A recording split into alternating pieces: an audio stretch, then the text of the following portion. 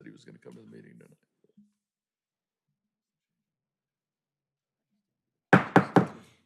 Call this meeting to order. If we could stand for the Pledge of Allegiance. Pledge allegiance to the flag of the United States of America and to the republic for which it stands, one nation, under God, indivisible, with liberty and justice for all. Thank you. Okay. First item, the approval of the agenda.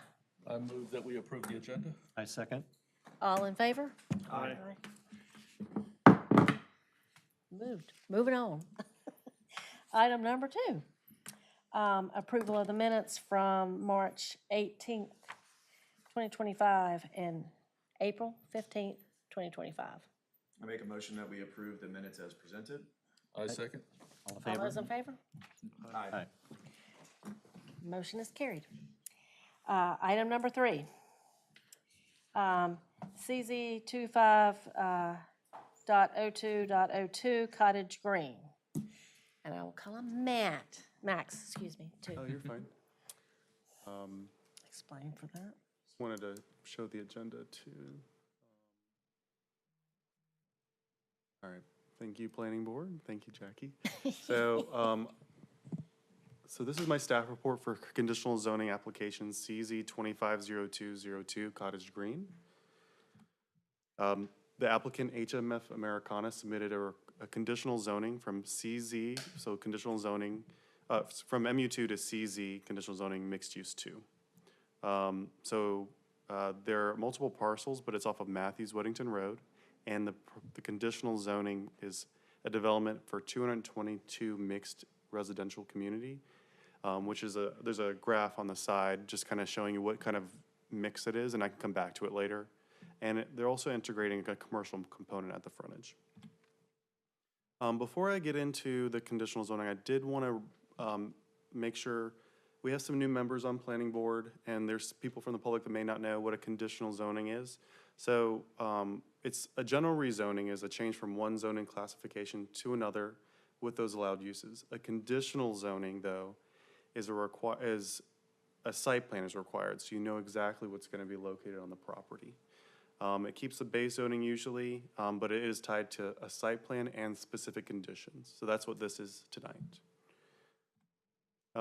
As part of the conditional zoning process, there's a set of 4 meetings for Stallings. So we had the neighborhood meeting on April 8th. We had a full house here, and a lot of the residents were concerned about traffic and stormwater, about the development. We also had a subcommittee meeting on April 28th, which is just a in-person count, like 3 council members. It's a smaller meeting. It's not open to the public usually. And then tonight is planning board. Town council meeting, the final meeting is expected to be on June 9th for this. But I put TBD there because I don't know when the exact final decision. Council could ask for more information if they wanted to. So for the site, and if you need me to bring up a bigger aerial, I can. I have Google Maps as well. But this is in the southernmost portion of Stallings, adjacent to Weddington, and the site's currently vacant. As you can see in the pink, well, the darker pink is Stallings, and then the light pink's Weddington. Anything not in colors usually is Union County or Mecklenburg County. And I can pull up a larger map if you need me to. So Stallings Investor LLC is the property owner. The current zoning is mixed use 2, which is green. They're just requesting a conditional zoning over it, which is a vacant. The site's 36.81 acres in size. And as part of the development, they are required to do a TIA, a traffic impact analysis. They meet our threshold for the traffic impact analysis. So any questions about traffic or anything, I will let the developer kind of defer to because they submitted that to engineering as well.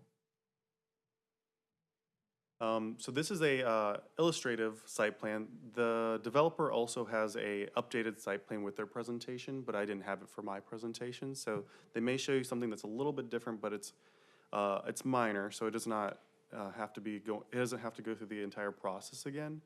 But as you see, it has a mixture of a bunch of different units of residential which total 222 with commercial along the frontage. And I'll let the developer kind of go into a little bit more detail on what they're proposing as well. Here is the more schematic site plan. I've kind of moved some things around. So this is not the exact formal submittal, but I just wanted to make sure it was large enough for everybody to see on the presentation. And you can see different colors have different types of units. So different types of residential mixture, and with the commercial up front as well. For the future land use of this property, it's future land use is walkable activity center, which is a walkable community, and it has a mixture of uses like sit-down restaurants, offices, live shop units, townhomes, apartments, and things like that. So I believe that the overall development does comply with walkable activity center because it has a variety of uses. Additionally, we have a small area plan called Chestnut Lane Small Area Plan. And it shows, at the time we had a grocery store tenant and some other residential developers interested in the property. So it is shown as commercial and single family. I think that over the years, the uses have evolved and for this property because it's such a large property.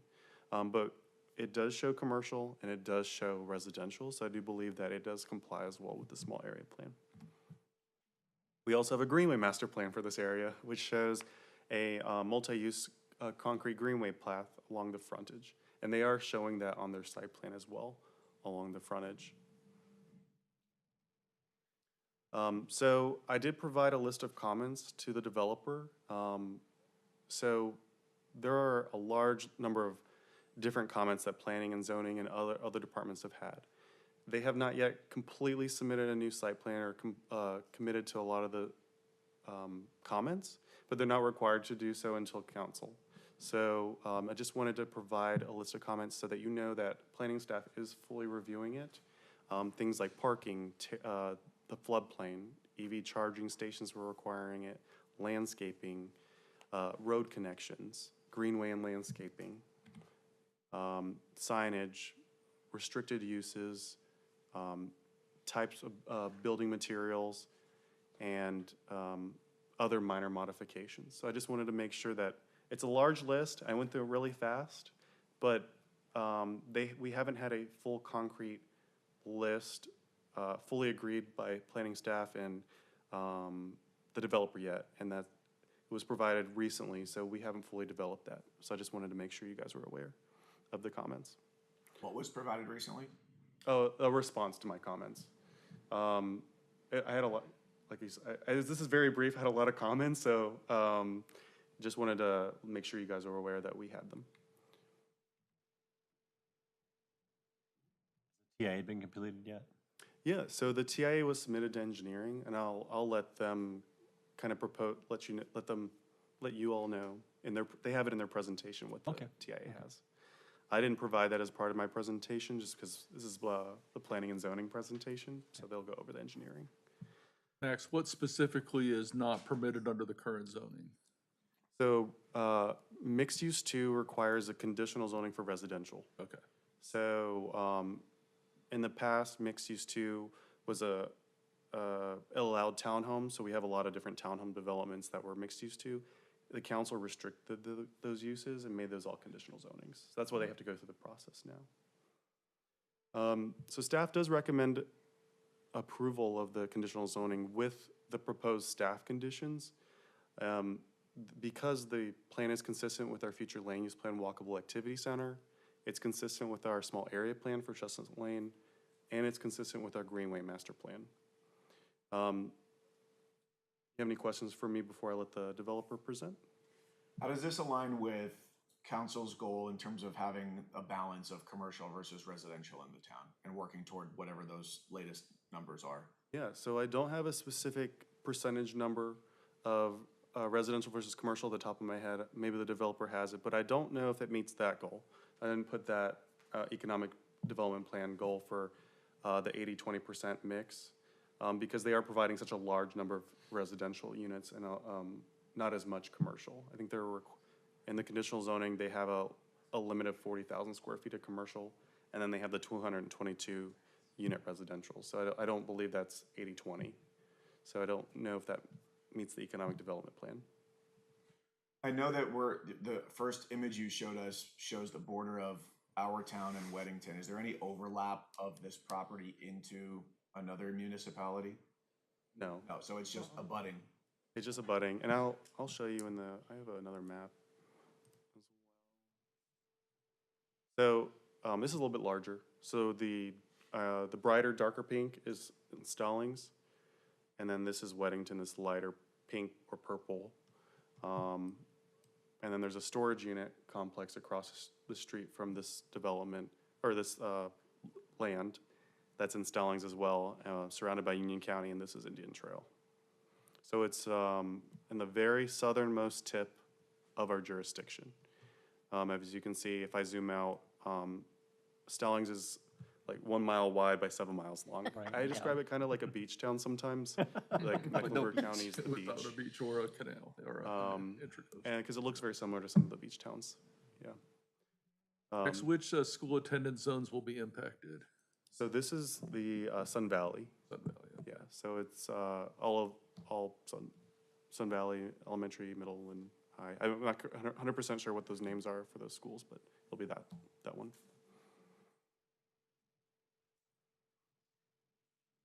I noticed as you went through the list of comments and responses that there was one about floodplain and that it doesn't intersect with that at all. Can you tell us when in doing your research, what's the proximity of that?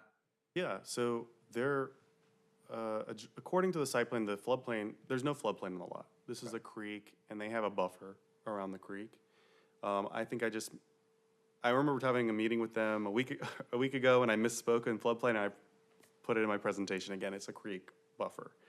So I apologize about that, but they are right on the creek buffer for some of the single-family homes. But it's not in the floodplain at all.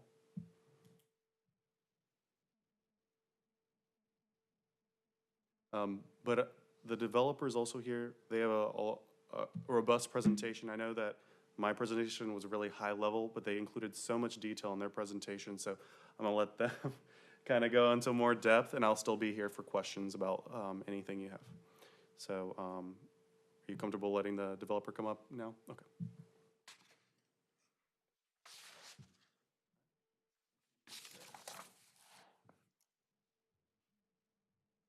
Thank you, members of the planning board. My name is John Carmichael, and I represent the applicant, HMF Americana LLC. With me tonight are Frank Warren with the applicant, Craig Berwick and Sean Hicks with Seaman Whitesides.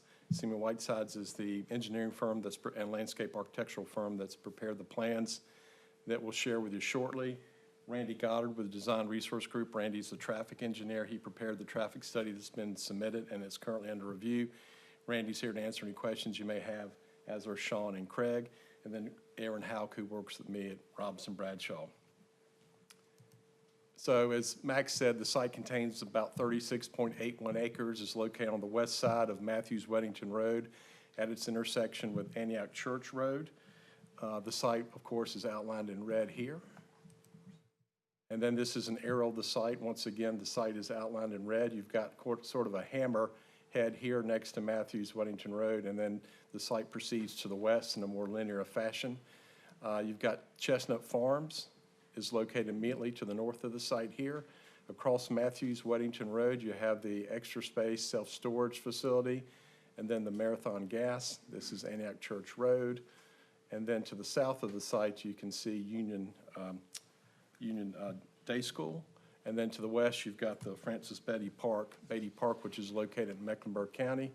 The land to the south of the site is located in Weddington, except for the day school site. That's located just in Union County. As Max stated, the site is zoned MU2. Chestnut Farms, located to the north of the site, is also zoned MU2. The applicant is requesting that the site be rezoned to the conditional zoning mixed-use 2 zoning district to accommodate a mixed-use project on the site that would contain residential and non-residential uses. And the reason for the conditional rezoning is the desire to place residential units on this site. So what would be in this proposed mixed-use project? A maximum of 30,000 square feet of non-residential uses. Of that total maximum, a maximum of 10,900 square feet of floor area could be devoted to restaurant uses. Drive-through lanes and drive-through windows would be prohibited on the site, and the maximum size of a single building, commercial building on the site would be 7,500 square feet. Other prohibited uses include a supermarket, a convenience store with gas pumps, a gas station, a pharmacy, a florist, a butcher shop unless it's part of a restaurant, a bakery unless it's part of a restaurant, a store selling alcohol for off-premises consumption, vape, tobacco, or CBD product store, smoke shop, and a hookah bar. And you may wonder the genesis of some of these prohibited uses. The site, a portion of the site is owned by Harris Teeter, or their LLC. And so in entering into a contract with the applicant, they don't want a supermarket there, and they don't want uses that would compete with another one of their nearby stores. And although they don't have a hookah bar and a Harris Teeter, they didn't want that there either. At least I haven't seen one. You tell me if I'm wrong. The residential component would contain a maximum of 222 dwelling units.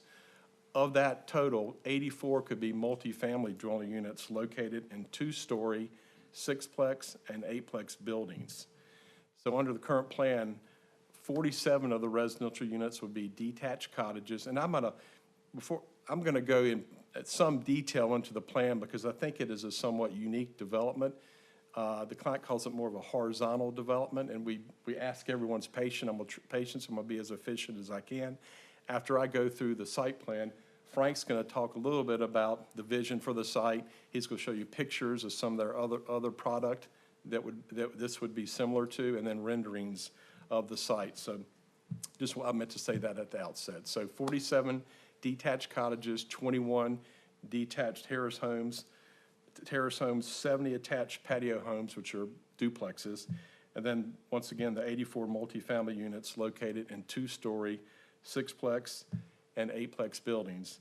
As provided in the staff report, the MAX considers this request to be consistent with a comprehensive land use plan and with the Walkable Activity Center future land use plan, as well as the small area plan, and then the towns, or the Park and Rec Greenway Master Plan.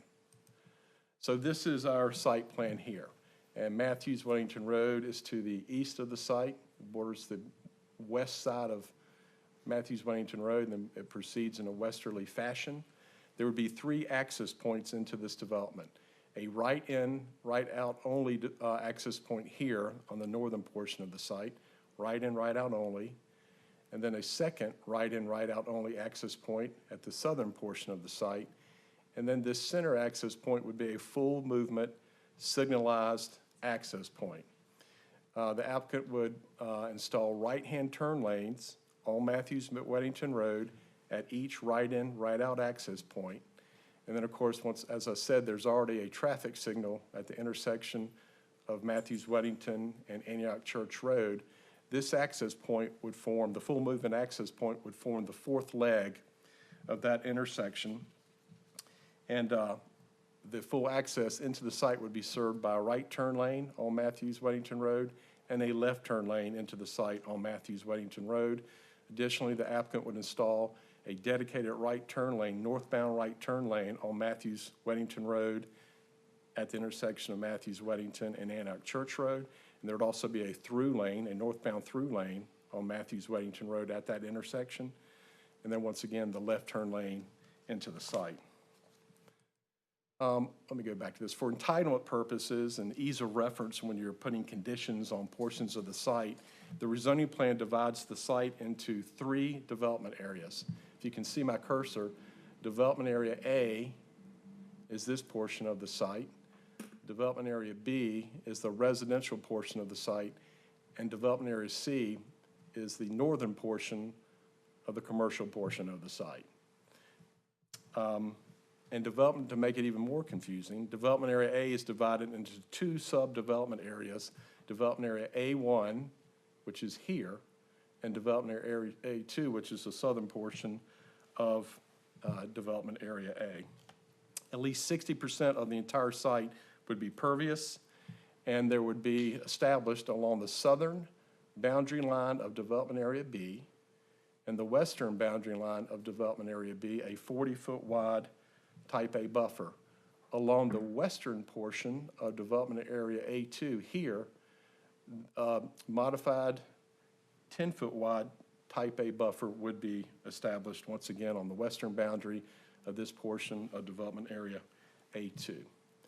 In terms of streetscape, Max did allude to this, but there would be a 12-foot wide multi-use path, greenway trail installed along that portion of the site's frontage on Matthews Weddington Road, located north of the full movement access point. So from the northern tip down to the full movement access point. South of the full movement access point, the applicant would install a 5-foot wide sidewalk. Carmichael, along the northern side, I noticed that there's no buffer there. You mean next to the road? No, if you can go back to the previous. Oh, yes, yeah, because there's not required, a buffer's not required adjacent to other MU2 property, and it's a multifamily development. So yes, sir, there's no buffer along the northern edge. Thank you. So in terms of Development Area A, what can go there? Once again, it's a maximum of 25,000 square feet of commercial space in Development Area A, and then a maximum of 5,000 square feet of commercial space in Development Area C. So once again, Development Area C, Development Area A1, and Development Area A2. A maximum of 10,000 square feet of that 25,000 square feet allowed in Development Area A could go in Development Area A1, which is right here. Once again, the maximum size of any single building in the commercial component is 7,500 square feet, and that's to ensure that the uses there are neighborhood serving uses rather than more regional uses, larger draws. The purpose of this commercial is to serve the adjacent community that the applicant would hopefully have the opportunity to develop, as well as the nearby communities. And all those, yes, sir? Carmichael, the 12-foot wide path on the northern side going toward, how far would that connect to the sidewalk from the other subdivision coming at north of So it? would it connect to Chestnut Farms? Right. Yes, sir. It would.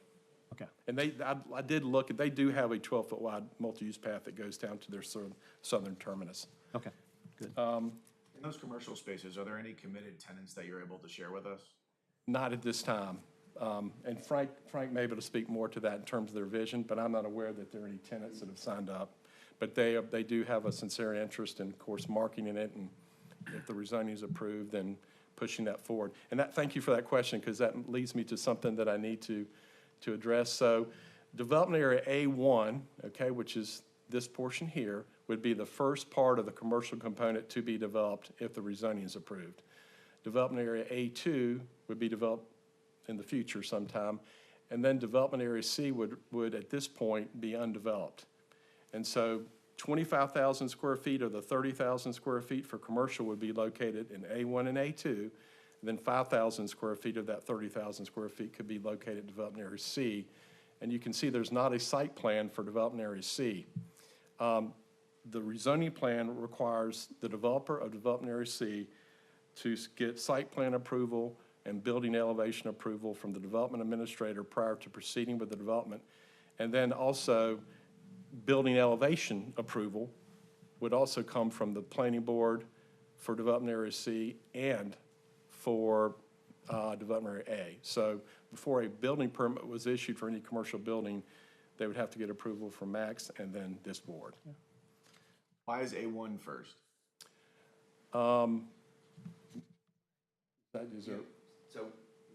You want to come up and say your name? And this is Frank Warren with HMF Americana. Hey there. I was going to try to let John go without interrupting, but it's a good question. So what we're saying is that A1, we will start development of essentially with our residential as a condition of the rezoning. And the reason we're doing that is because we have to do the site work, right, for the residential behind it. So it just makes sense that we are agreeing to do that.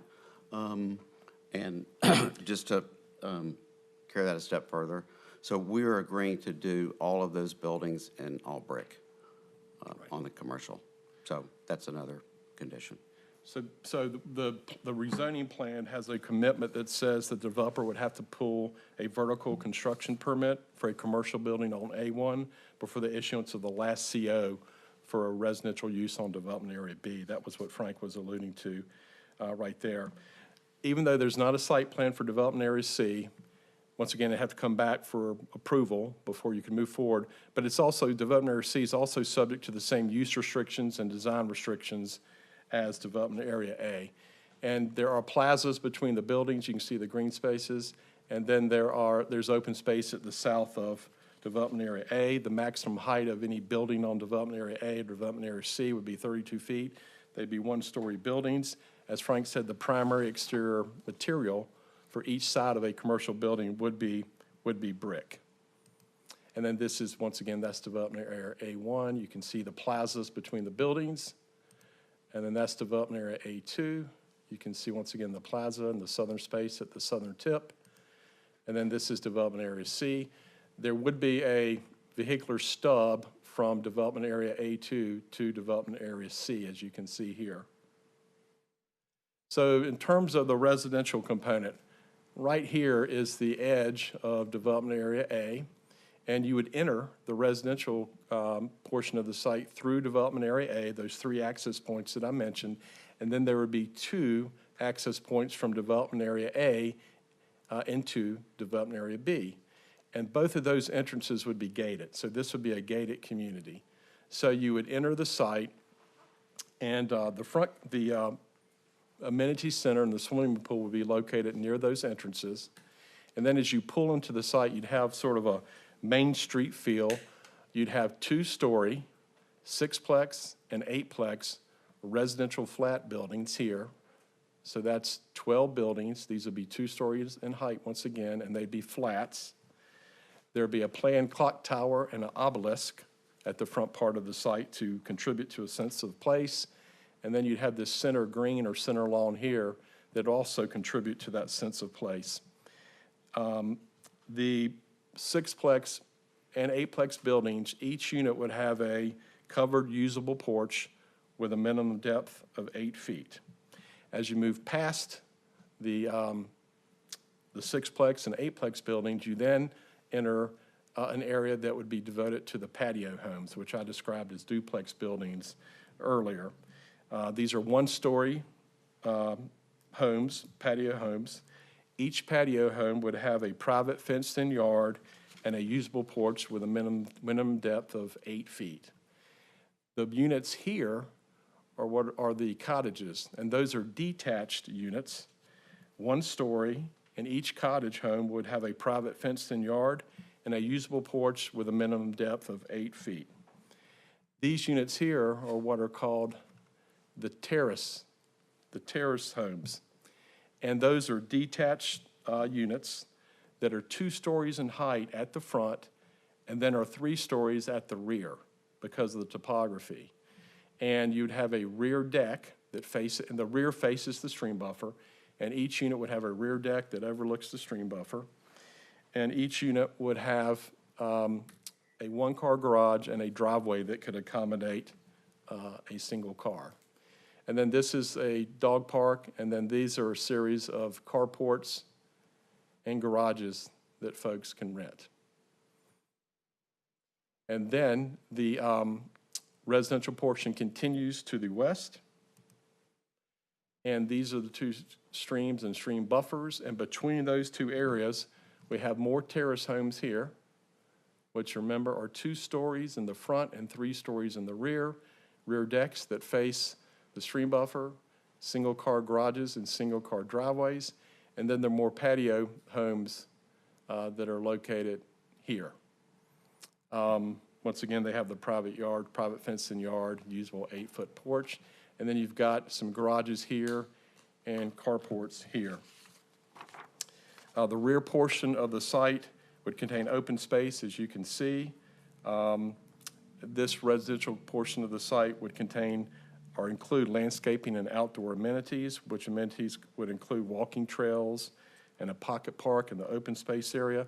The specific locations of those items would be worked through with Max during permitting. Yes, sir. Question, are the 6 and 8-plex rentals? Every unit in this development Totally is rental is a unit. rental, yes, sir. And once again, so this is the leasing office and the pool as you enter the site. I did want to point out, it's hard to see on this scale, but let me go to this. So you can see the sidewalks throughout the site. So this would be a very walkable community within the residential component, and then to be walkable to the commercial component as well.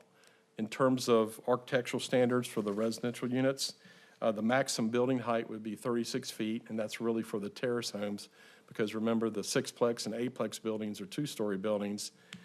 The cottages and patio homes are 1-story buildings. Vinyl siding would be prohibited, but you could have vinyl on windows, doors, garage doors, soffits, trim, and railings, things of that nature, but vinyl siding would be prohibited. In terms of the color palettes of any building on the residential portion of the site, the color would have to be reviewed and approved by the development administrator and the planning board prior to get a permit for any building. What's the current planned exterior material? It's cementitious siding, or hardy plank is, of course, a brand name, but it'd be cementitious siding. And then just Hardy board. looking at the number of parking spots, how many parking spots are allocated per unit? That's what I'm worried I'm about, gonna, parking. can I get Craig Berwick, our We'll engineer? go to the bullpen if you need to. Yeah, I need, bring it in, right-handed. Yeah, so for the this is Craig Burke, Seaman Whiteside. The residential area, there's 222 spaces required per code, and we are providing 462 spaces, so about twice as. So if I'm renting, I'm allocated one parking spot.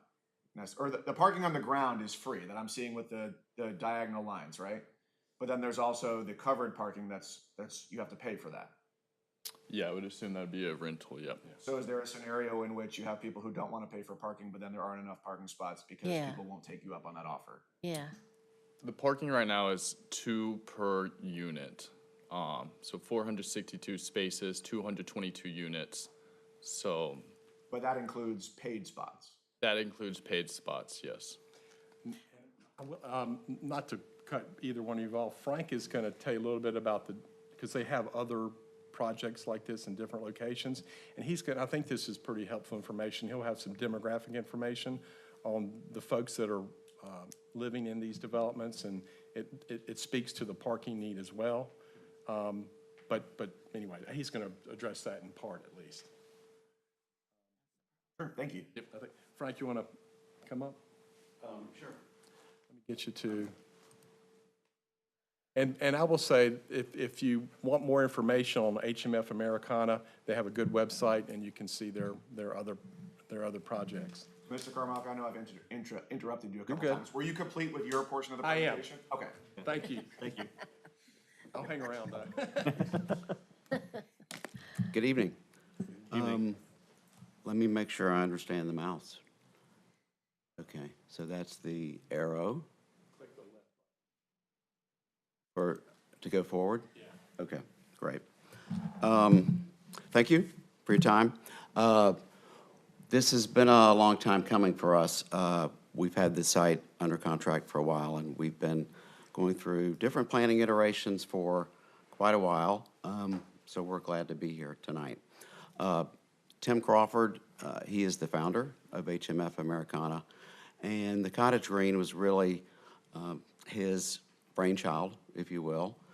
I just want to say before I run through the slides, Tim worked on this for probably 5 years before he ever put a shovel in the ground.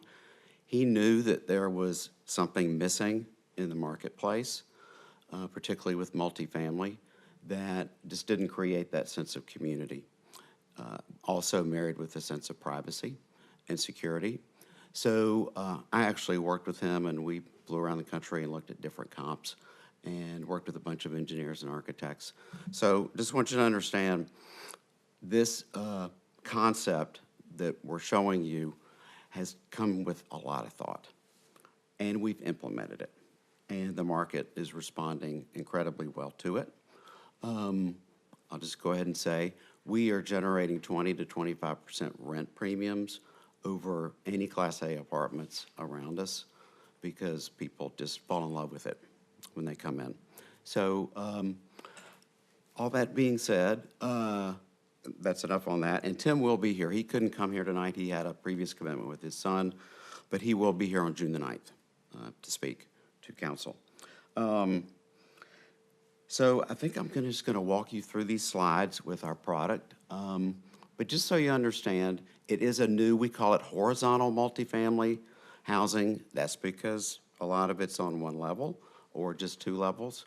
We are not single-family rental, so individually owned lots and homes. We are centrally leased and managed, which we think is a huge plus because we're on the site. We're also not traditional apartments. We're not 3- and 4-story apartments like next door at Chestnut Farm. John alluded to the whole Main Street concept, which is really important for us. When you pull in, we want you to feel like you are pulling into a small southern town. It has that vernacular, and I'll show you here in a few minutes. A lot of the community is built around greens and community spaces. We have the 4 building types, which John covered, and I'll show you some images of. And we have the covered usable porches. Our residents love that.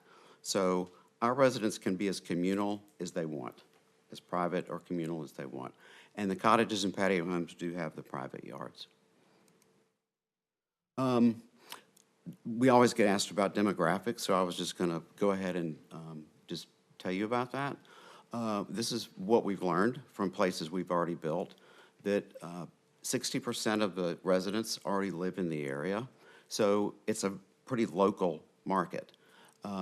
75% of our residents are single, so in answer to your question about parking, so what we have found is that we are less than 1 resident per bedroom. So parking has just never been an issue for us in our units. And in fact, we usually have a lot of parking left over that we don't need. When Tim designed this and I started working with him, we didn't design it for single women, but single women love our communities. So that's kind of an interesting piece for us. It speaks to the quality of the design. We, unlike a lot of apartments, we are very broadly aged, 45% over the age of 40. So we have anywhere from young professionals to baby chasers, chasing the grandkids. We also have a very low turnover rate, which speaks to the whole renters by choice. A lot of these people could afford to buy a home, but they just choose not to. They would rather rent. So came up about schools. Somebody asked about that. We have very few school children. Part of that is driven by our unit mix. We don't have typically a lot of 3-bedroom units, so we just don't get many kids. Warren, as you share these numbers with us, I think it will be helpful to know like sample size and the other locations of these properties. I'm aware of one in the Woodlands, Texas. What else is there out there? Yeah. Right. So we've got 2 that are completely completed and leased up. We have a 3rd that is under construction. We have that's actually a vertical construction. We have another one, horizontal construction in Texas. I have one under construction in Simpsonville outside of Greenville, South Carolina, and we have another site going through entitlement there. So I live in Charlotte, so I'm handling the Carolinas. Tim handles Texas. He came to me and asked me to handle the Carolinas for him. So I don't have a completed one in the Carolinas yet. So everything that I'm telling you in terms of our demographics is based on those Texas communities. But since it's the same product and the same target, same general types of locations, we don't think that we would veer too much from this. And I'll give you some idea of our rents. The whole renters by choice piece. If you're living here, you're making a pretty big financial commitment to live there. So So the completed ones are Houston area? that's correct. Okay. That's correct. Yes, suburban Houston. Yeah. Can I ask Anything else another before I move question? on? Yeah. Yeah, yeah. Back I to feel like I'm parking. not projecting I'm enough. sorry to get off the parking thing, but um, I've noticed some of the other developments around here have a single car garage and a single car driveway. And what ends up is people are driving larger and larger vehicles and they can't fit in the garage. And then if they have two cars, just say, because some people like to have two cars even though they're one person. Maybe somebody wants a pickup truck for hauling stuff or whatever.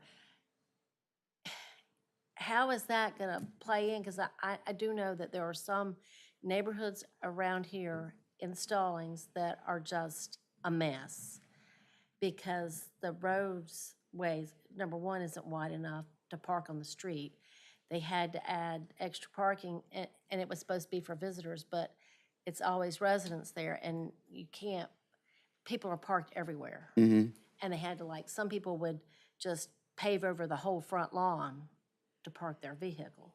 So Well, my point is, like, I guess being leased, you could control parking better. that's right.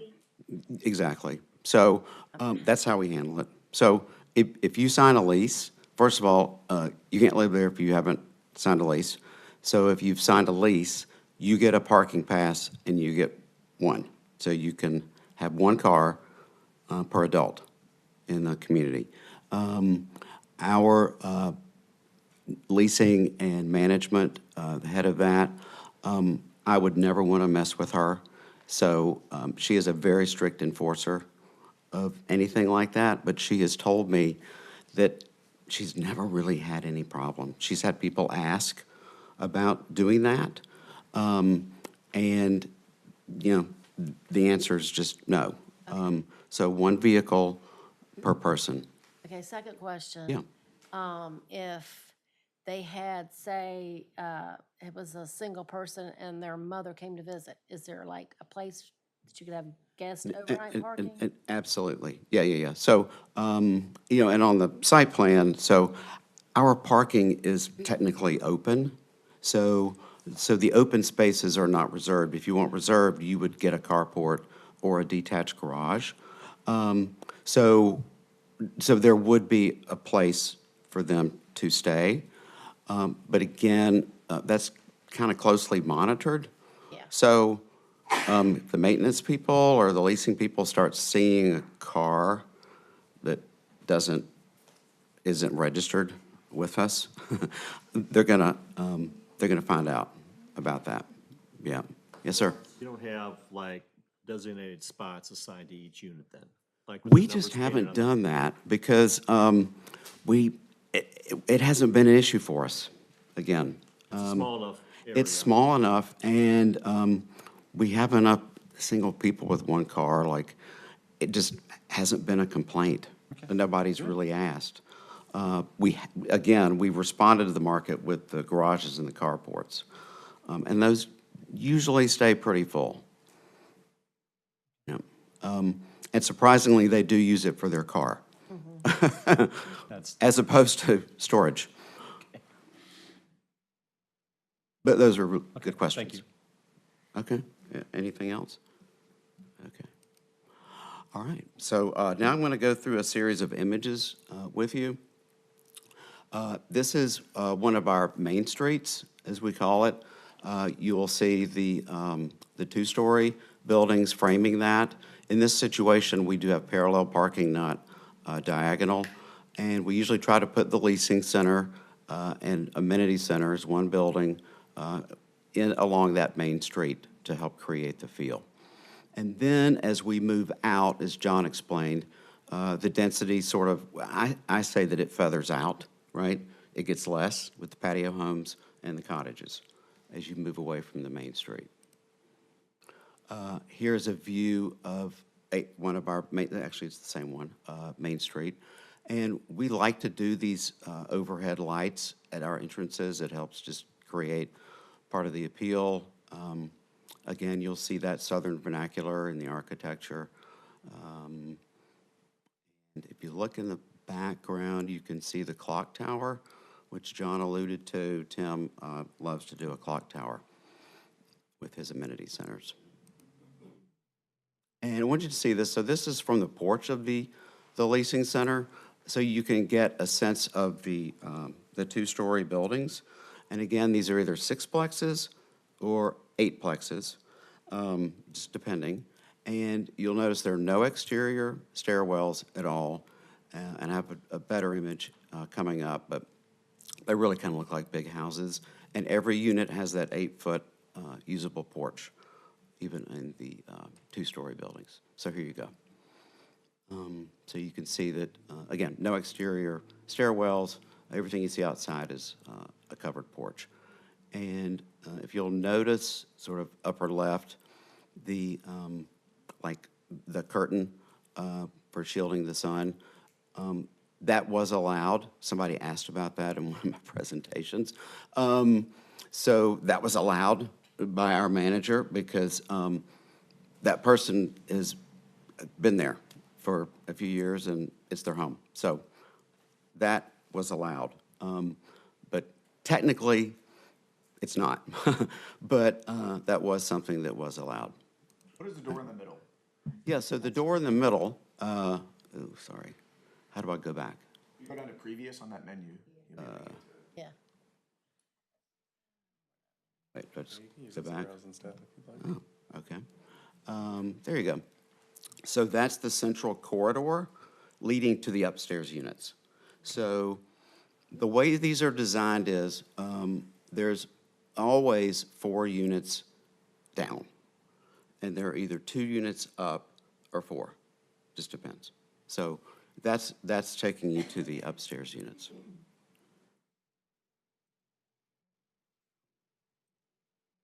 All right, now what do I do? I guess I'll use this. Can you help me?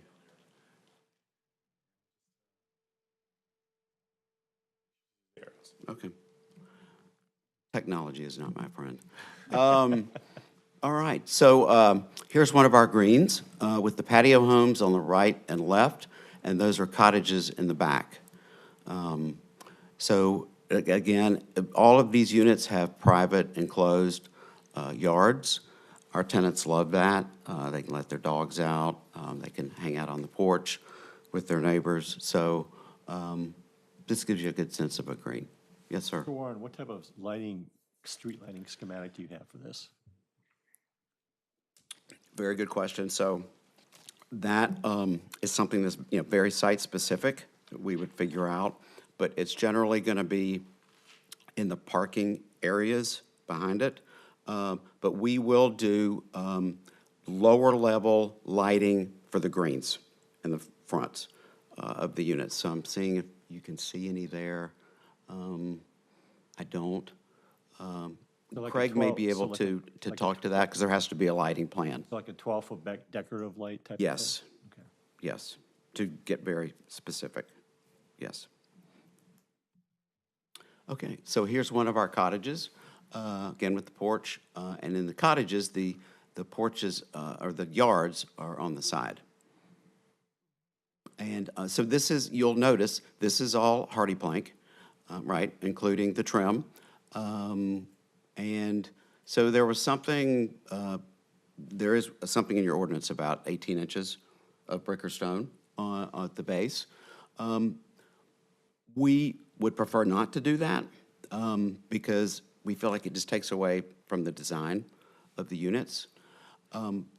It is something that we would consider, but to be honest with you, like after 2 or 3 years, the landscaping's probably gonna cover that anyway. So we just really like the look of that architecture and exterior. Here's some patio homes facing the green, and there's one of your lights, thank you, at the end of the green. Here's one of our porches and private yards, the cottage front porch, and then here's the pool and clock tower. Yes, sir. The use of the hardy board is for the southern accent? Is that why you're using it It's, versus vinyl? it just, it fits our vernacular better. Like, we like the look and appeal of that. Our tenants like it. Again, we would like do the 18 inches of brick or stone, brick in this part of the world, but it just, we feel like it just cuts that vertical sort of symmetry of all the architecture and what we're trying to accomplish. So, that's a good question, thank you. Anything else before I move on to? Okay. And then this is our leasing office. Amenity center would be in the back. So this is what people see when they come in. And I do have a couple of renderings for you for this particular development. And so Aaron had asked me after the last presentation, he's like, well, can you show him some insides? So this is the inside of our amenity center for the clubhouse. It's one of our gathering areas. You can see a dining table back there. This is our gym. This is our demonstration kitchen. You'll see there's plenty of room. Our residents can rent that out. They will have like catering events, cooking classes. They can invite their friends. And here's a patio outside of the clubhouse.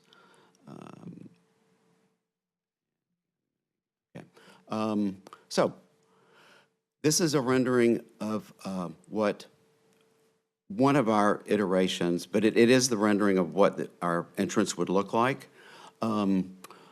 Because our commercial has changed in the front of that, we no longer have room for the pickleball court, and the putting green is a good idea. We would have liked to have had those, but the fence is now going to be closer to the leasing center. But the main thing is for you to see the gate, how the entrance works, and the Main Street feel when you pull in. You automatically drawn to the leasing center and amenity center, and then the units start as you turn left. The clock tower provides a nice defining element for the project. In the background, you can see the, that's the mail kiosk back here, and then there's a dog park behind that. So, proud of that. And then, so this is a new rendering of our commercial, just to show you what it would look like along Matthews-Weddington Road. Again, so this piece up here is A1, and then this is A2 down here. Total of 25,000 square feet here, somewhere between 2,500, 7,500 square feet per building, and those would be all brick buildings. Would the intention of the development area C be like to build to suit to for a future tenant, or?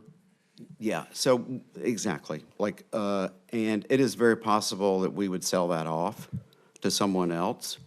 And, you know, it's just such an oddly shaped site. We just feel like we'll provide access up to it and maybe let somebody else figure it out. It's also possible that nothing would go there.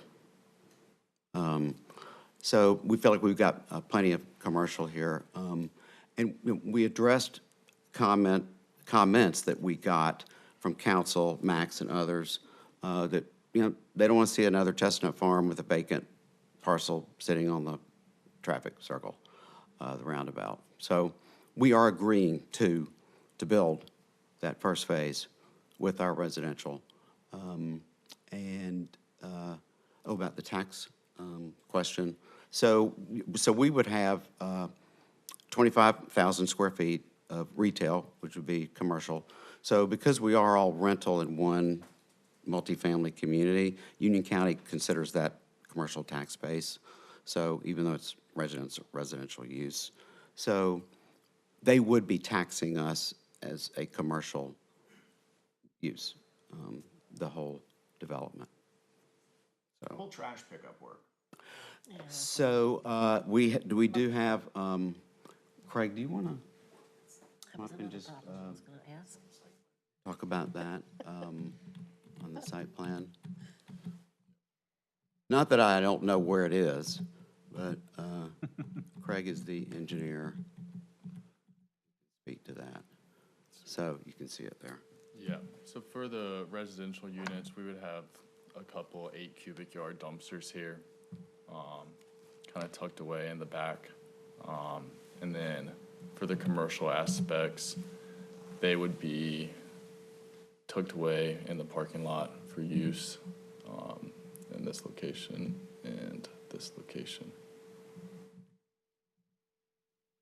And that would be the main So there's dumpster one area. area in the residential. Yeah. Is there any, like, I guess you would have, is it like where you drive up in there and then you could throw your trash away? Is there gonna be like recycling in there as well? Yeah. We always do that. Yep. Okay. Yep. Yeah. Would that require, because the number of residents, more than pickup once a week? Would it be have to be a twice-a-week pickup? I am not sure on the exact trash calcs for this. For this, I feel certain would be twice a week. And that, but that's on the north side abutting the apartments? Yes, They're correct. already there. Yep. That's right. And kind of open space. Yeah. And that just allows the dumpster easy access, doesn't have to drive through the site as well. Yeah. What's the total built square footage of the units and the commercial property? I am not exactly sure on the total square footage. So I'll jump in and tell you, you can run some numbers, I think, from this. On the residential piece, and I was going to tell you this after Craig spoke, so you sort of led me to it. Our average unit is 924 square feet for 222 units. I have not done that math, And but then I know how to do it. 30,000 for commercial? And up to 30. Up to 30. We are essentially committing to 25,000, yeah. So, no, you can just stay up here. I always get asked about the unit mix and rents. Did that answer your question? I sort of kept moving. We would be 51% one-bedrooms, 35% two-bedrooms, and 14% three-bedrooms. Units will range in size from 624 square feet for our smallest one-bedroom to 1,872 square feet for the terrace homes. They would be our largest. And our rents would range from $1,650 a month before extra for parking, for the smallest one-bedroom, to $3,725 for the terrace homes. And in my world, that all equates to $2.42 a foot.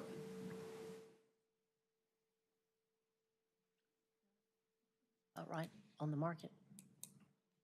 So, we found that 2 to 210 is kind of a standard. There are the Ray Farms apartments. They're close to this, but not quite. So, And the two constructed ones in Texas, what are your occupancy rates there?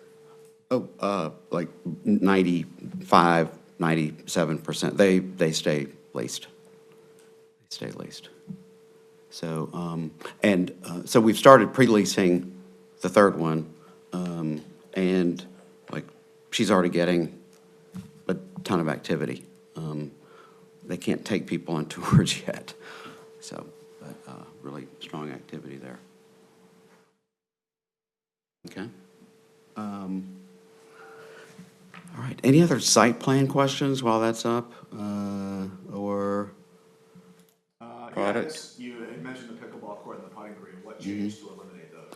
So what happened was, do you see the fence is now too close to the leasing and amenity center? So it's Craig could speak to the commercial, the way that was designed, but getting that 12-foot path with the adequate space on either side of that and the right-of-way for the road, it just started really pushing that line back. So unfortunately, we don't have room for that there. There may be room for a small putting green between the fence and the leasing center. And Stallings Park has wonderful pickleball courts. And you have pickleball courts, yes, across the street, which we don't want to compete with. So, And I see the bridge there, that's Yeah. the single form of vehicular traffic, is it? yes, so to the pedestrian back, access? that's right, that's right. To the back is just the one. And we've met with fire twice about that and the number of units back there. And so they have given the thumbs up on that. That was our one concern, right? For fire access. How does that work in an emergency situation for Yeah. police, ambulance, fire, gated? So it varies by jurisdiction. Like the one I've got in Simpsonville, they're requiring us to do a whole separate entrance that's basically turfed, that no one else can use, that's gated. But in this case, they can come through the main gate or the secondary one. A lot of times they have their own code or their own card access. So we didn't make that ultimate decision in meeting with them, but they know we'll do one or the other with them. So they can always get in, always get in. And like the turning radii, we had to make sure that the trucks can maneuver the site without any issue. Our streets actually are wider. We went ahead and made them wider than is currently required because they're anticipating a change in that to be wider. So we're accommodating the new ordinance, which hasn't been really implemented yet. Did I represent that correctly? Yeah, the new Yeah. building code. Yeah, sorry. 2024. Everything's ordinance in my world.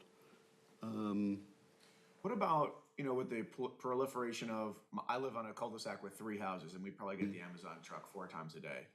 How many, I guess this is another question for the next part when we talk about traffic, but, so pardon me if I'm jumping ahead, but as far as trucks coming in and out, deliveries? So all of our units are assigned an address, so they will be able to treat it like a neighborhood in terms of delivering the packages.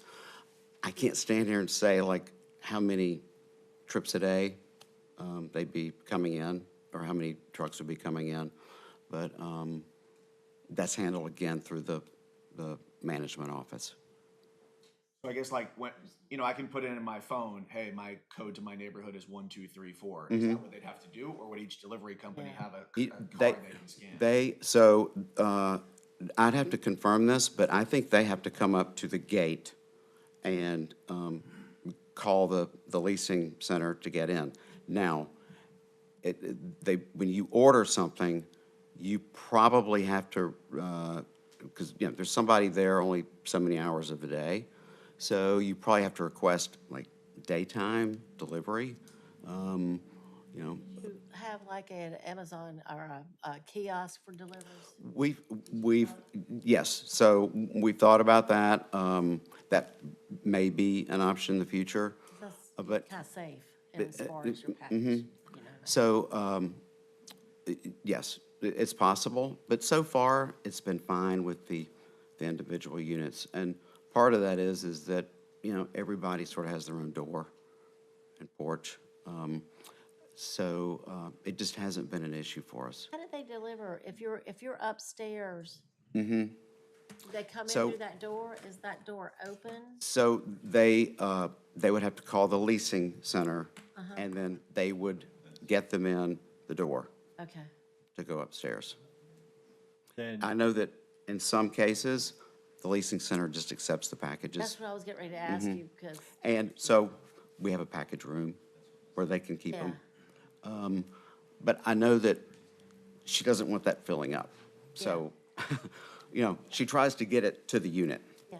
if possible. Yes, where sir. are the mailboxes located? What's that? Mailboxes, where they get it. Right, so they're right up here. The kiosk is right there. By the Oh, right track, there, near the okay. track. Yeah, yeah, yeah. Okay.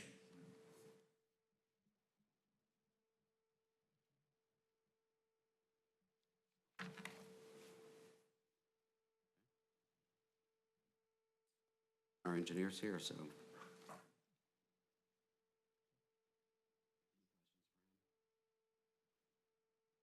Okay, all right.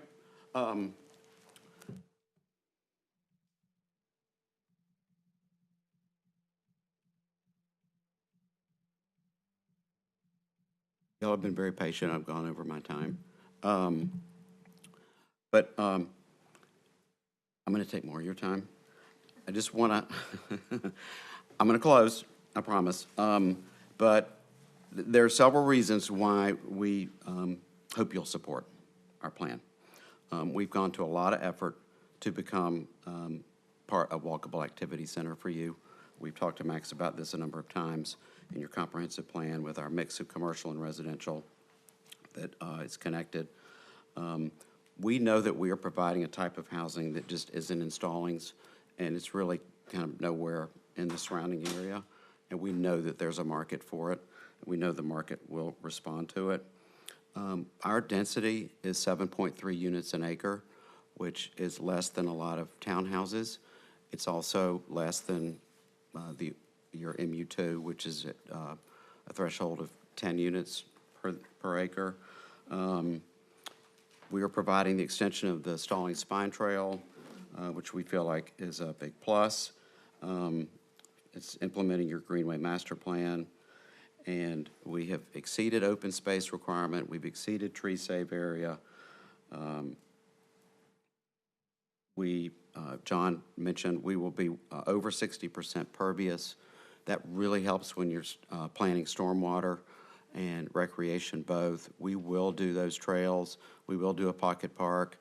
We can't say where those will be exactly because we got to get into the details of the site plan and master planning and the engineering, but we will do those. And then finally, we have sewer available there. And not many places in Western Union County do.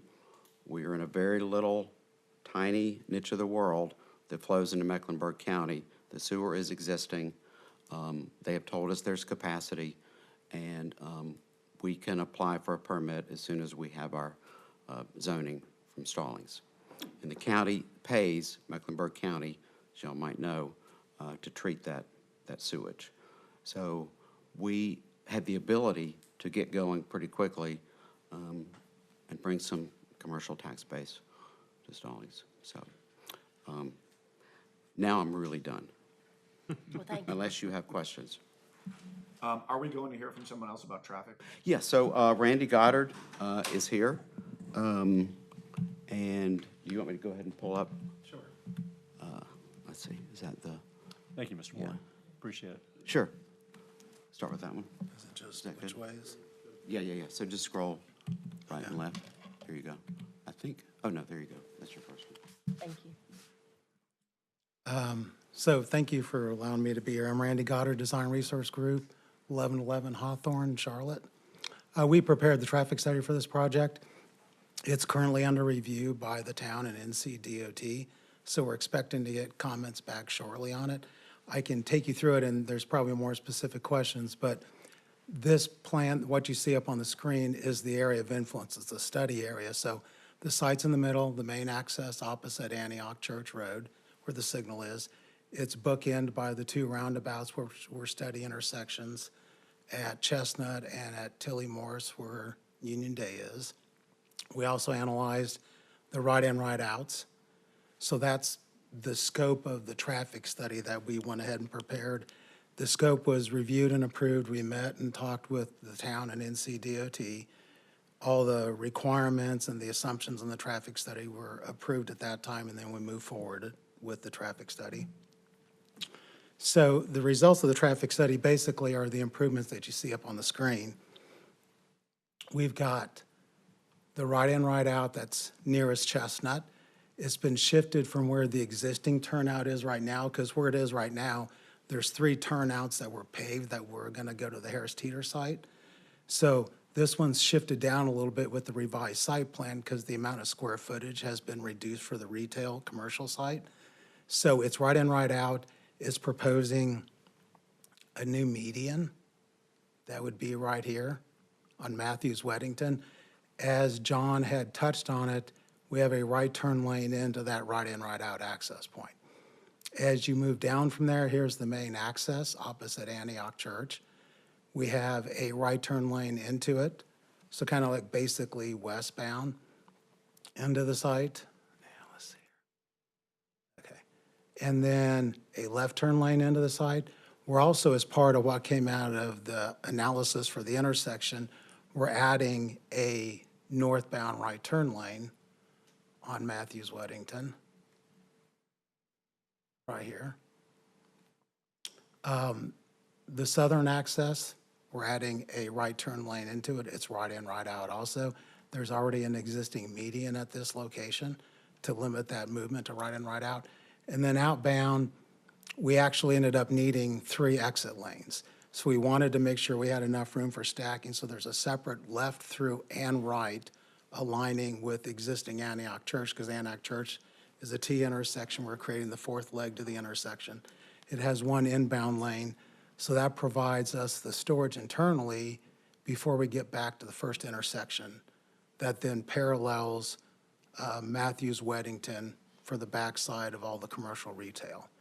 That's the results of the study. Those are the improvements that came out of it. I can answer any other specific questions you may have. Yes, The certainly. stoplight proposed for that intersection? Stoplight, there's an existing signal there, so we'll be upgrading the signal. So, Antioch feeds right into it. right, Okay. right. So it's an existing signalized. We're adding the 4th leg, so there'll be an updated, improved signal plan for the 4th leg to make sure we have the signal heads for that side, yes. When was this study conducted? The study was conducted earlier this year. Traffic counts were actually taken while school was in session. It covered the times for both Union Day and Antioch Church Elementary. So it got extended out some in the morning, but extended way out in the afternoon. And when we do a traffic study, we take counts. This one here ended up being probably 6 hours worth of counts. And then we narrow it down to the peak hour in the morning, which is the highest 4 consecutive 15-minute periods. And then the same thing in the afternoon. And then what we did is we had that base traffic count. We added the trip generation for this side on top of it, added the growth rate based on the build-out year, and then analyzed the intersections, and we had to mitigate the delta, the increase, the impact of our additional trips on the overall network. So it was done while school was in session and the counts were taken. And when you look forward, what type of occupancy do you take into account when you project? It assumes 100%. Okay. Yeah, it doesn't have any variable where it's 90-something%. It's based on national standards on the various types of individual land uses as part of this project. Approaching that turn, coming up to the intersection and making that new left in there, is there going to be a left, like a green only arrow going in? So that's really up to NCDOT deciding. Most of the time, I'm not sure if it's going to have its own phase. It's probably going to have a short green, and then you're going to have the flashing yellow, so you'll be able to pick the gaps, and that's not always been around, right? NCDOT never used to allow that, and now they've decided where the intersections, there's enough sight distance, and it could even be depending on the peak hour when they allow that to happen. So that's kind of when they get to the point of signal design, they'll determine that part of it. So can you explain, you said we weren't fully done with the process of the TIA? Right? So we finished the traffic study. Right. It got submitted. It's under review. We expect comments back from both NCDOT and the town shortly. The town actually contracts with a third-party reviewer to look at this traffic study. And once we get those comments, we'll address any comments that they may have, and then we'll finalize the traffic study. So we're kind of right at the end of that initial review of the document. Based on your experience, are you able to project what kind of feedback you might get? I can tell you almost literally every time we send in a traffic study, there's always a few minor comments. So I expect comments to come back, and we'll address those. And the idea is, like in any rezoning case, there might be additional mitigation. I just don't have any idea till we get the comments back and find out what they're looking for. They may even say, we want 50 more feet of storage on a turn lane. And then it's just final agreement on that. Those would go in the development standards for the final rezoning, so there's an agreement on the final mitigation that meshes up with the rezoning plan. Yep. Welcome. Any other questions? Thank you very much. Thank you. Thanks.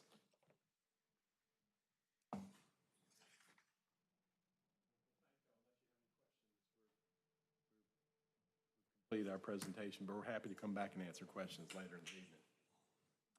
Thank I you. have one additional question. It might be better for Max. What are the zonings of the adjacent property south? So the south portion is in Weddington. They're zoned residential, but, let me make sure they're map layers. I'm not 100% sure what their zoning designations mean, but they're residential. So I can't tell you what the densities are specifically, but I can find that out for council. Next, I have two other follow-up questions before we hear public comment. Regarding the 18-inch, for lack of a better term, since I'm not a developer, stone base on the bottom of structures before it goes into whatever the siding that they wanted to have was, what's the purpose of that 18 inches? Thank you for bringing that up.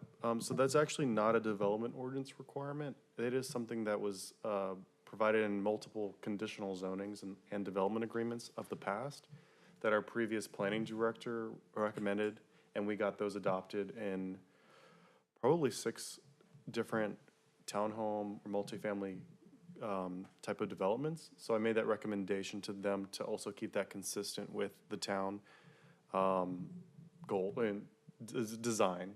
So it's not a requirement. So it's just it was just a recommendation based on staff.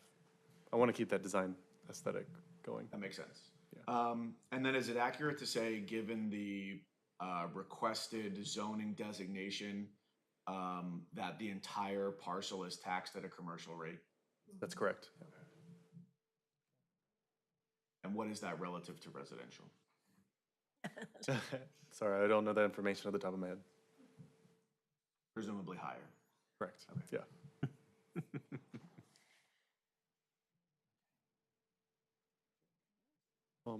Well, there are public comments portions if you want to call on them. Yeah. The first person to sign in was Brian. Yeah, did you want to, did you have any comments? that you- Okay. I actually. You could, if you could come up, and state your name and your address. Sure. For the record. Thank you. My name's Brian McCammett. I live at 2141 Climbing Rose Lane. And my house is exactly where that arrow is right there. Right next door to Sue Patton, which is the large space in the yellow. So this right here is my house right here. Got it. Okay, so about 19 years ago, I came down here and expressed my displeasure with the outcome of actually rezoning the property as it exists today. It was residential, and I read right off your website that you were gonna, basically at all costs, eliminate multi-use and commercial use for property or rezoning. The reason I bring that up is because my wife and I did our due diligence before we bought the property almost 20 years ago. And all of a sudden, boom, we have this new thing that you're doing that you said you weren't gonna do it right on your website. Read it off right in the meetings, right in the minutes. So you fast forward, Larry Raley had all that property. And I had Larry Raley in my house, and we had talked about buffers and how we could kind of shield off whatever was going to go in there. And what he had envisioned was 8 to 10 single-family homes up there, which, you know, I fully expected when I bought the property because it was all wooded back there. And so now we fast forward and we have a 222-unit apartment complex, cottage homes, whatever, and if you've spent any time going down Weddington Road and then go past Union Day School and continue on down Tilly Morse, it is rough. I mean, it's rough for those residents to turn left onto Tilly Morse, to head north. To go south, you're still waiting. And there's a reason why there's 3 traffic circles within a mile and a half of each other on the same road. And we've got 3 schools within a half a mile of each other. So to pretend that 220 unit, fast numbers, say there's 500 cars, what that's going to do to Tilly Morris is going to really shake up the neighborhood. I mean, it really is. I mean, all the way down to where it reaches McKee, it's going to be a nightmare. It's already a nightmare at 8 o'clock in the morning. Now, I didn't hear anything on the traffic study on what the new 485 exit's going to do. I assume that the reason that that was built was to relieve the pressure off John Street and Providence Road. Well, where are those cars going to go when they get off there at Weddington Matthews Road? Half of them are going to go left, half of them are going right. So not only are you going to have the highway traffic coming in, but you're going to have all the residents there either making a right or making a left coming out of this apartment complex. So really, my question is, does anyone have the guts to say no to this amount of building? I mean, this is a lot of building. That space is maximized. They've done a wonderful job. I mean, that's maximized, but you've got 220 units. And then right next door, you've got another apartment complex. So when is enough is really my question. So, thank you. Thank you. We're going to hear comments from Sue Patton.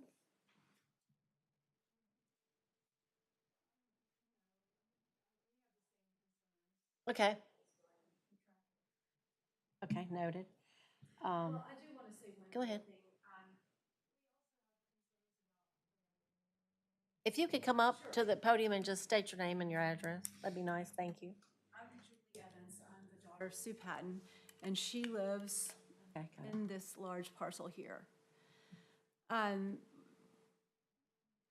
We've been there since 1977. I grew up there, and we've seen so much development coming around. We've got horses there. My childhood horse was shot after some of the development, bled out overnight. I mean, we've seen a lot of problems from all this growth, and we would prefer to not have any more. And I know we can't stop everything from coming, but the additional traffic, I question, I wonder what the minimum credit rating would be needed for these rental units. And so I just question what we're gonna have back there and the type of renters and the additional. Thank you very much. And our next speaker, Daniel John.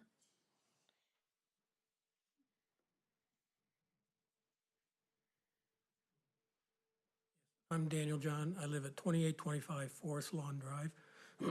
And I drive up Forest Lawn every day to Antioch. And I'm going left on McKee. And there have been times when traffic has been backed up from Union Day all the way to the intersection. And then in the afternoon, Socrates Academy, all the way down to the newest rotary at Chestnut. So I can't imagine adding this much traffic, what it's going to do to the area.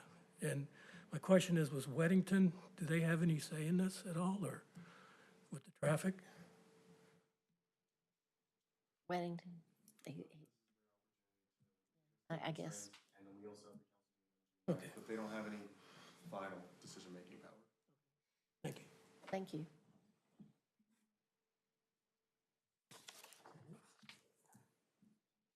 That's, any more questions from us? Anybody? I have a question for Max. Is it correct, Max, that whether the intended project is for people to have individual ownership or leasing is not to be considered in a I wouldn't, rezoning decision? you Right. can't make that decision in the rezoning. You have to make your decision based on adopted plans for planning board. But you can provide recommendations about the development as well, if you'd like.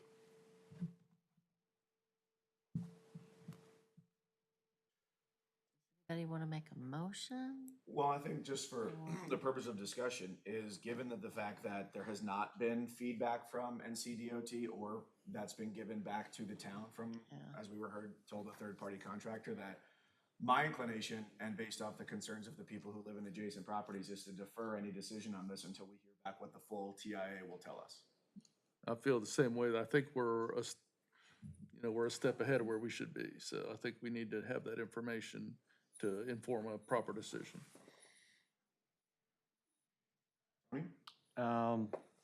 I would say, I'm not sure, Max, if we can do this to approve the plan, providing the traffic study is approved. I apologize. I said, is there, if we decide to do a motion to approve the plan as is, providing the traffic plan study is approved? You can make that motion if you'd like to. Contingent on the, right, so approve it contingent upon the traffic study being Favorable. Yeah. Well, I think that's very ambiguous. Yeah. I think we'd want to hear what it says, rather than Okay. a thumbs up or a thumbs down, Yeah. to understand what the full impact would be. So, Okay, I agree. Makes sense. in that vein, then, I make a motion to defer the request until a time where we know what the full impact and reports are from the TIA. Second. I second. All in favor? Aye. So there is a timeline of when it has to be come back to you, but I don't have that information at the top of my head. Since I would have to do a little bit of research, it may have to go before you the next meeting directly, or if it's a certain time frame, I think it's 30 days. I just have to do the calculations. Sure. And then if the no decision's made, I think it has to go to town council, but I will confirm that with you. I just don't have that information on the top of my head. That's by state statute, so I have to figure that out. So if it Okay. doesn't come back before you, that's why. But we'll make sure to get you that information. So I apologize, I don't have a final Do we need answer to on that. amend the motion? Um, Accurate? Because I left it vague because I know we don't. yeah, I need actual some time to look that up, and I don't know if I have the time tonight to do that Okay. in front of everybody here. We got a computer. Yeah.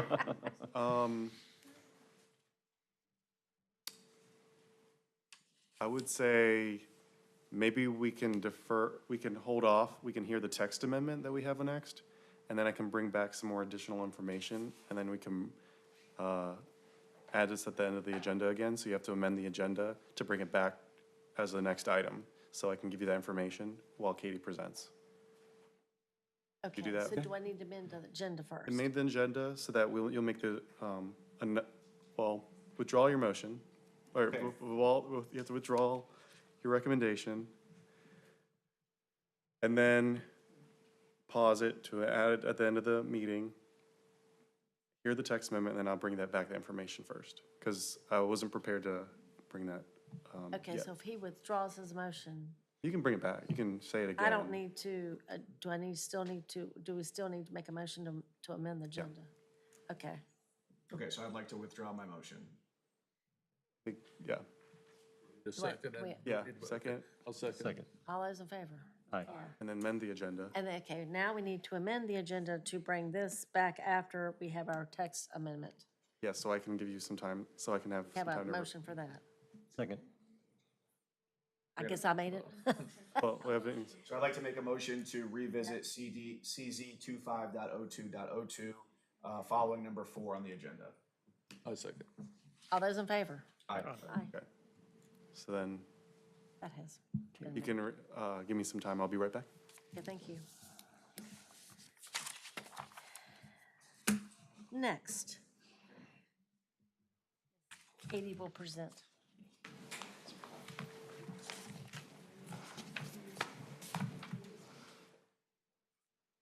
This is TX 25.05.01.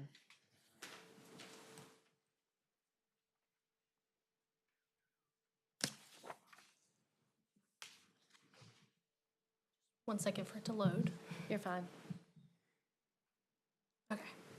And I also printed this out in front of y'all. If you just want to follow that one, it might be a little easier. I highlighted the sections I'm going to talk about. Okay. Why didn't have that? All right, so this is text amendment for TX 0501, where staff is proposing an update to the table of uses in Article 8 of the Stallings Development Ordinance. This update was developed at the direction of Town Council and also the evolving needs of our community.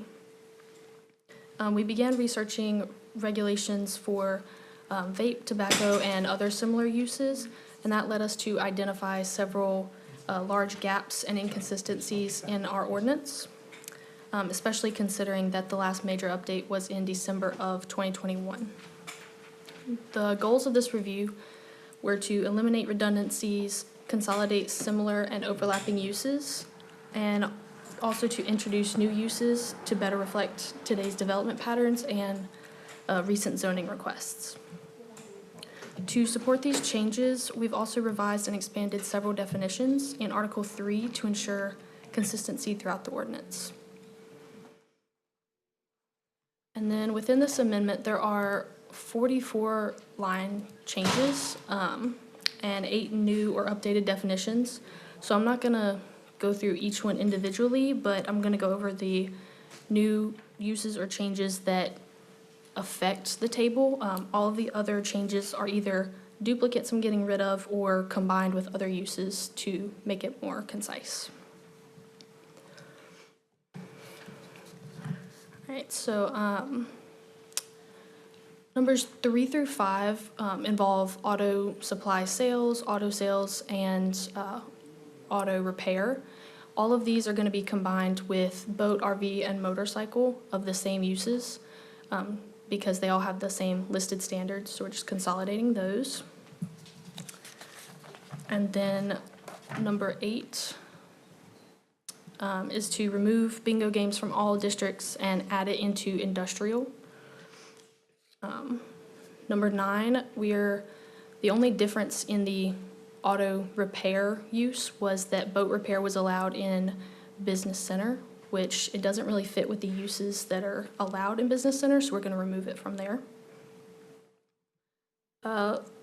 Number 11, we're creating a whole new row for brew pub, which is a definition that we recently added to the ordinance, and so we're making a use for that. Number 14 is to create a new row for cigar lounge, which was a use that was requested by town council, and we also created a new definition for that. 15 is just to update coffee shop and roastery and allow it in more districts. 17 is to allow garden center in agriculture, but without the outdoor storage that the other districts allow. 19 is to create a row for hookah lounges, also requested by council, and we have a new definition for that. 20 is to create a new row for HVAC, electricity, plumbing, sales, and services. It's just a use that we didn't have that surrounding jurisdictions did. 23 and 24 are multi-tenant uses. We have retail and light industrial, and I'll explain the differences between those in the definitions portion.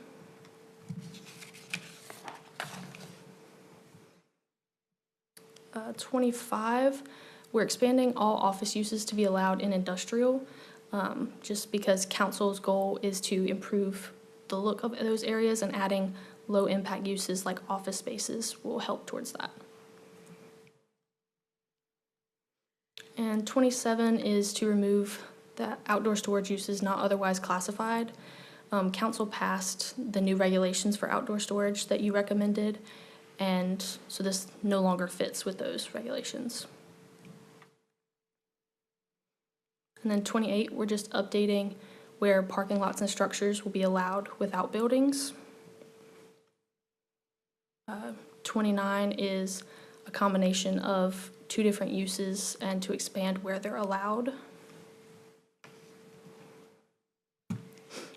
And 34 is a new use for live-work units, which I do have a new definition for as well. And those will require a conditional zoning since they are similar to like the townhouses that require conditional zonings. 35 is a new row for secondhand thrift and consignment, and I combined that with antique shops. There's a new definition for that as well. There's a new row for self-storage, which used to be classified as warehouse self-storage. This just makes it a little easier to find.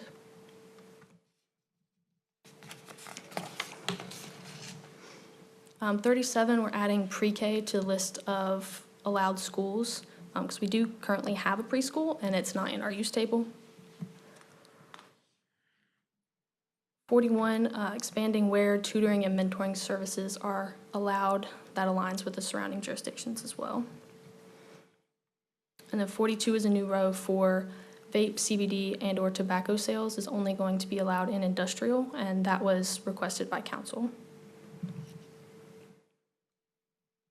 And then the second section of Table 8.1, we only had one change, was to remove bakery products from TNDO, which is a type of residential district, and we didn't want any manufacturing or industrial in residential areas. And then for the definitions, cigar lounge is basically just an on-site location for the smoking of cigars, and they might sell some for off-site use, but it's mainly an on-site establishment. For family care home and group care facility, these are just updates. These definitions already existed, but they just needed some minor changes. We had some questions about sober living houses in the town from different residents, and we didn't have a clear definition of where those were supposed to be located. So this updates the general statutes from the 168-21 that was repealed in 2020 with the new 168-9, and says that sober living homes will fall under family care homes, meaning they can have 6 or fewer residents. And a group care facility is going to be a licensed facility that is up to 30 residents and does not include those small sober living homes. Hookah lounge is very similar to a cigar lounge, just a different type of smoking that they allow there. It also allows like on-site consumption of food, beverages, and some entertainment services. And then for the multi-tenant retail and light industrial, they both are commercial buildings that allow multiple tenants of different uses. Retail means that the retail uses of that building are over 50%. Industrial means that the retail uses are under 50% and the rest would be some type of light industrial uses.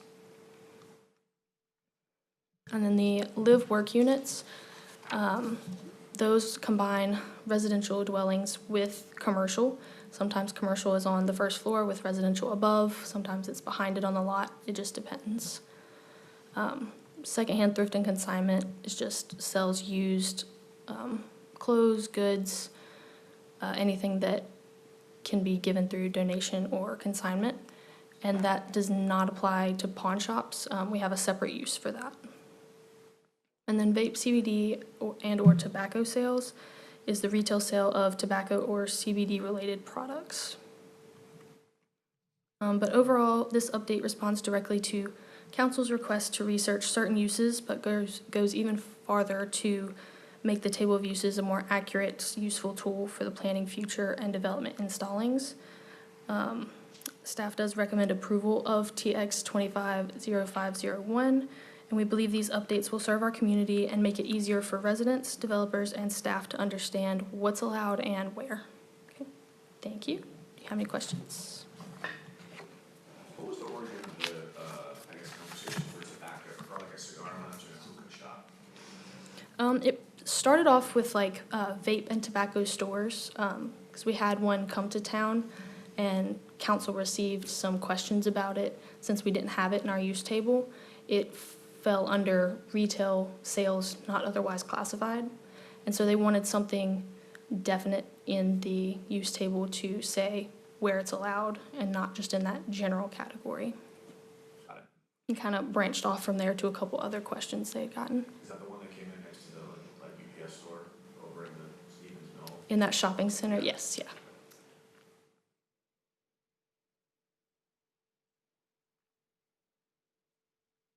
Questions? Any other questions? Do we have a motion? Move that we approve their requests as presented and find that they're consistent and reasonable with the development plan. Have a second? I second. All those in favor? Aye. Motion carried. Oh, we did, okay, so now they gotta come back, or Now we're waiting for Max, okay. Okay, Okay, thank you. Just bear with us a moment, please. thanks for your patience.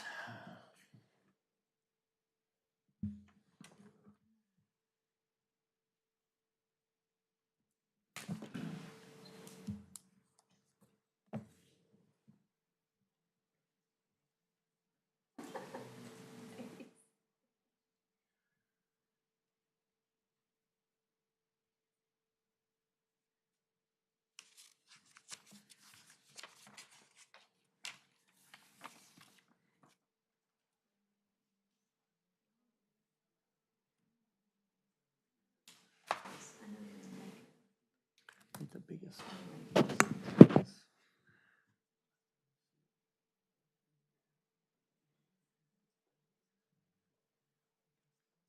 Okay, so, our ordinance is extremely vague.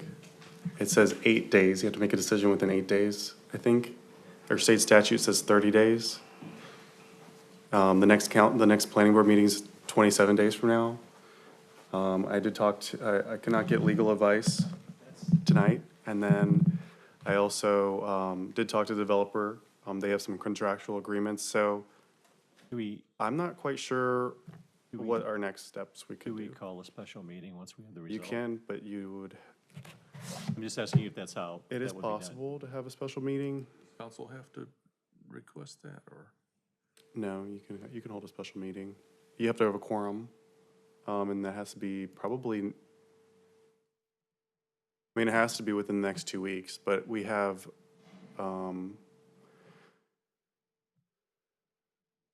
I can't give you a date right now. What's the timeframe on the TIA and review? Anybody know? No sense in meeting I before would say, that's complete. so- I don't know. Well, the only reason would be is if we had to have a special meeting to then say we need to have another special meeting. That's what would be. Because if our window is 8 days, I mean, that's just my, off the top of my head Yeah. guess, but I don't know. So to be honest, I'm expecting comments this week, but NCDOT and I believe the town have to get together. So I'm really. After the kind of- comments, right? to decide Right, if so there's any after, so changes. after I get the comments, depending on the law, I think it can be turned around in a few days and resubmitted. So within a week or less than two, but the question is, once I resubmit, how quickly do I have approval? I can't sit here and guarantee you, because it's out of my control once I turn it in. So if you have to make any changes, you'd resubmit, and then we have to wait for it to come back again. Depending on the level of the comments. So I don't know, Max, how close are you to getting comments back from the third-party review? I don't have the information Okay. because Kevin Parker's in charge of that. So Max, so what you're saying is that if the window for this board to I think act it's on gonna be this 8 days. expires, 8 it's the days. same as if we approved it, correct? Um, It goes straight to council, it bypasses us? yes, Okay. I would say the ordinance is vague. I think its intent is for you to make a decision within 8 days. And if we didn't approve it, it still doesn't really matter to council. I mean, Well- they could approve it if they, If it went straight to So- council, I mean, I would just describe the situation that we had. yeah. And let them know what a default recommendation would be. I would have to talk to our, legal, but, you are just a recommendation board for planning board. So, we can reconvene within 8 days if you guys want to come up with a date, and we can hold a special meeting. It wouldn't really, I don't know if it'll be advertised. I'd have to look up all this stuff. I don't think it would go back to the public, or anything. We'd just advertise online. So even if we approve it, council can, based on the analysis of the TIA, can say no still, so. Or they can defer it and Oh, wait till yes, it's approved. Yeah, they have the So, last word. I apologize, yeah, Council 8 always days has would the be, last word. we would have to make a decision by the 28th. Today's the 20th. John, it sounds like you have an idea of how to proceed, though. Well, Yeah, I mean, I mean, since we are were there other concerns on this board, other than the potential traffic impact? No. The overall project, I thought was well-planned, a beautiful project, a different concept than, an apartment building that I think would be beautiful in our town. The only question is, on the, potential traffic, mainly, it sounds like on the concern from the public is on the Weddington side of this. so. Oh, yeah, that whole area has been a nightmare for 20 years. I mean, Yeah, it's been a while. they just have a lot going on over there. And that road is very small, up to it. But right where this is at, it's better. I will say that. That makes any, but So I don't then, know.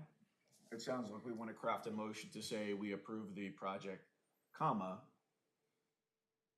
we advise you to wait for further action pending the results and the response from the TIA. Sounds correct. And before this gets to council, the data should be available on the TIA. Yes, okay. Pete, what you Does said is a anyone want to motion. make a motion like Can you that? make that motion? Yeah, I mean, go at it. So Max, as a question here, I have options 1, 2, and 3. I'm approving it as requested with our consideration for council to await the results of the TIA. Yeah.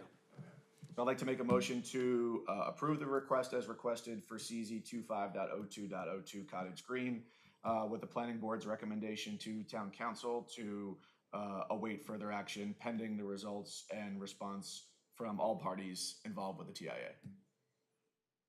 That works. And we find it consistent and reasonable. Yeah, you And can I do that. also There you go. would like to say that we find it consistent and reasonable. The statement of consistency, yeah. I will second Does the he need to motion. do more? Okay, second. Okay. All those in favor? Aye. All right. So that will move forward to town council to June 9th, and they have the ability to defer their items if they want to. So, thanks, Billy. Thank you. All those in favor of, somebody want to make a motion to adjourn? I'll make a motion to adjourn. Second. All those in favor? Aye. Aye. Aye. Adjourn.